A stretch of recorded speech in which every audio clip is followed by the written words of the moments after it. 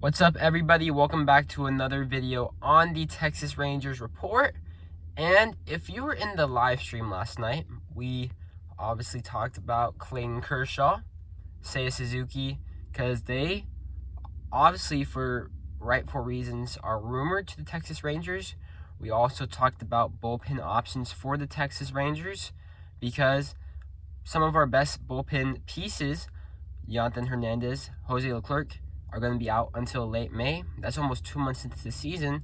So we look for some veteran options that could help stabilize the rotation. But we also talked about the outfield. And if we sign Suzuki, he'd probably play left, Adolis center, Kole Calhoun in right. I think the first two would probably be starters, but I do think Kole Calhoun would be a platoon guy. And who would he platoon with? Would you sign Jorge Soler?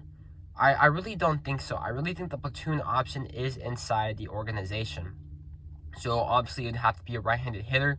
So could that be Nick Solak and the Ibañez, Yonny Hernández?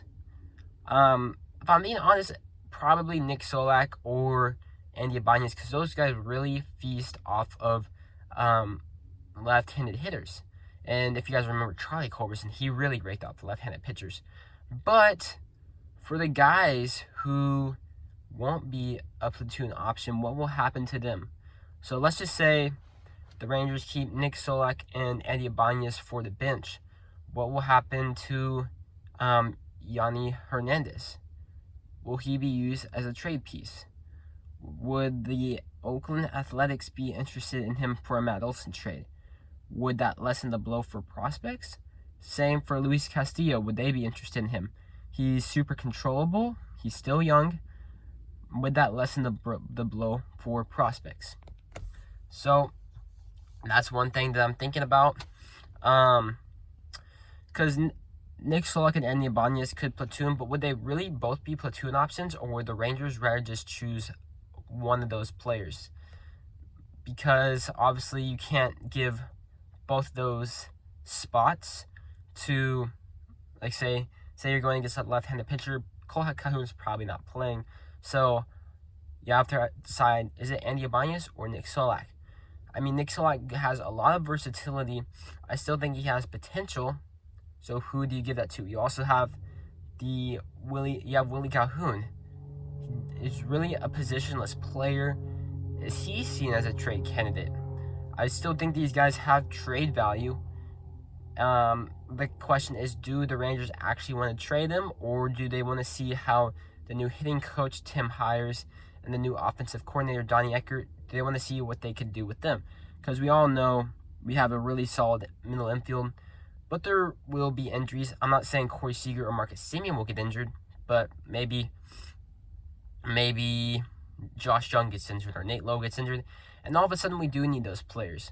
So I'm not saying let's go out and trade them, but there's a possibility, because I do think teams would be interested, and I do think a trade could help out our team. But let's just think about this.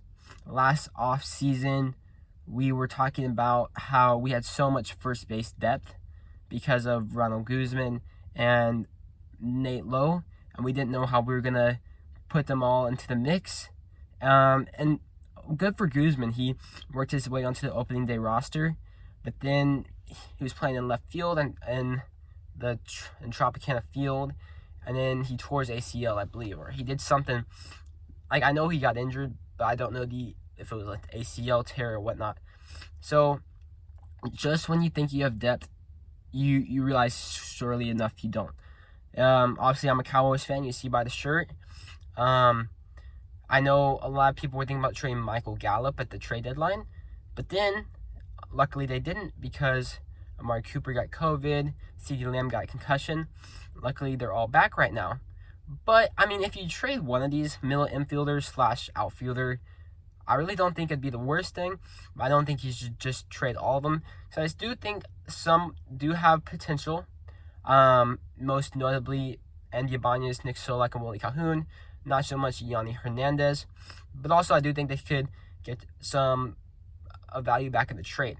And this is where my philosophy is. I do think you should make trades like for Luis Castillo, Matt Olson, or trade from within the organization like Nick Solak, Kole Calhoun, or you know where I'm going with this.